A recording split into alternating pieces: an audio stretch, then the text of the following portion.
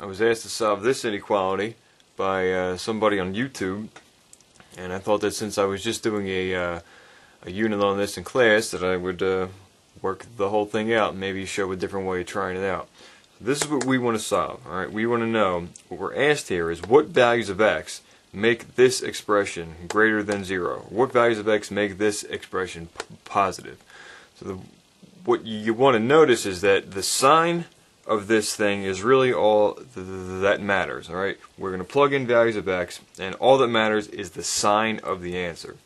Now the sign is going to depend on what the sign of the numerator and the sign of the denominator are. So what I did was I made a list of x values across the top. I made a list of x values from negative 10 all the way up to 9.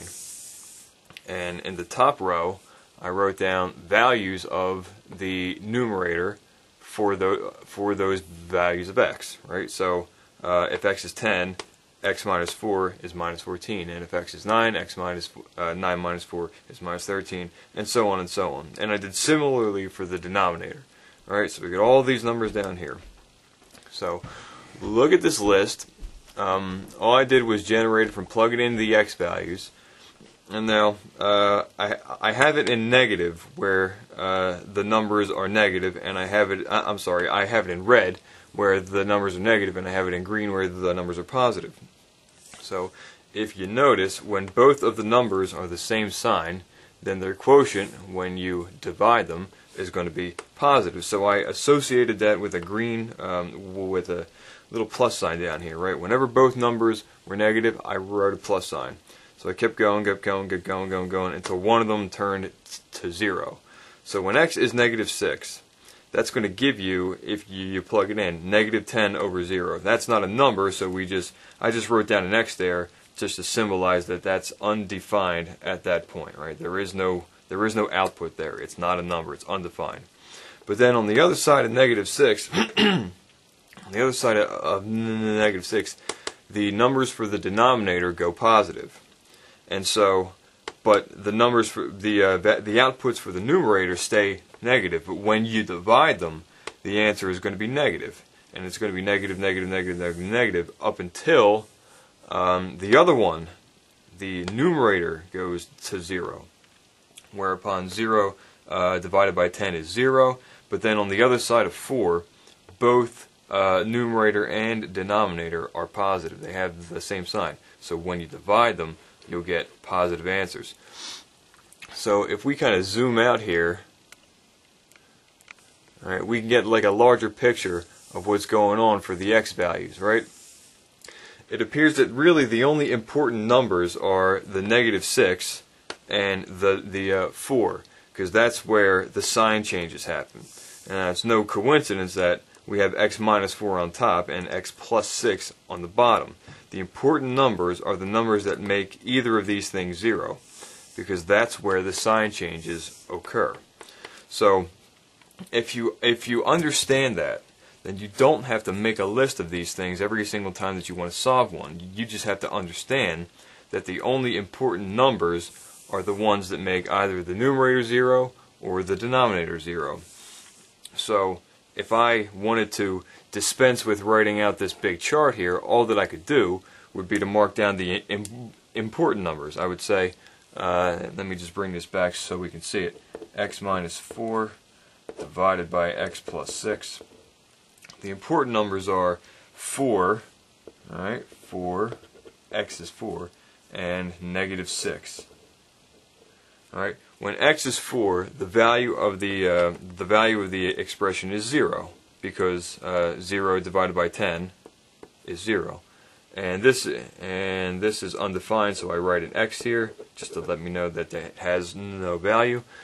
And if I want to kind of transfer these numbers onto my number line here, I'll just write them in as such. I know that whenever x is greater than 4, that's going to cause both numerator and denominator to be positive. So everything in this region is going to be positive. Similarly, because I look at the chart, I know that between negative 6 and 4, the numerator is going to be negative and the denominator is going to be positive. And whenever I divide those, I'm going to get negative numbers. So I write a negative sign, associate that with everything in between these. And I do likewise for these numbers over here, just like I did for the numbers on the other side of 4. Alright, I know that over here, both numerator and denominator are negative. So their quotient, when you divide them, is positive. So you can see from right here, just from looking at this chart, that the solution of the inequality, since we wanted to know where is it greater than 0, the answer would be all numbers less than minus 6. So you say x is less than minus 6, or x is greater than 4. X is greater than 4.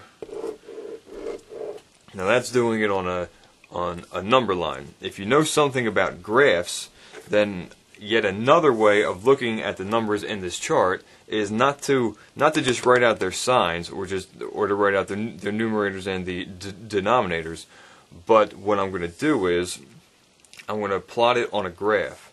Alright, I have my set of axes down here. I'll plot the x values just like my number line along the x-axis, and on the y-axis I'll put these fractions. I'll plot what these numbers are. So for example, I will plot a point, say minus 9 comma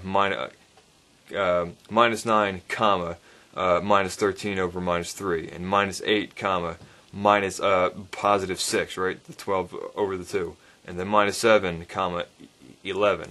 And if I plot those out, right, if I plot these out on the y-axis with their relative sizes, let me go in a little tighter, what happens is, remember, what we're doing is we're plotting these like these ordered pairs. This is the x row, and the y row is these fractions here. If we plot them on a set of axes, we can look at the graph. All right, if I plot, like here's the 6, here's the minus 6, here's the 4. If I plot numbers near 6, I get, it looks like this. They come out to look like this. Or I could put it in a calculator. But the reason that I'm doing this is to show you that there's a really tight correspondence between the signs in this chart and how the curve is shaped. It looks like this. If you were to graph it fully, it would look something like this. Now notice, we said that the y values should be negative between negative 6 and 4.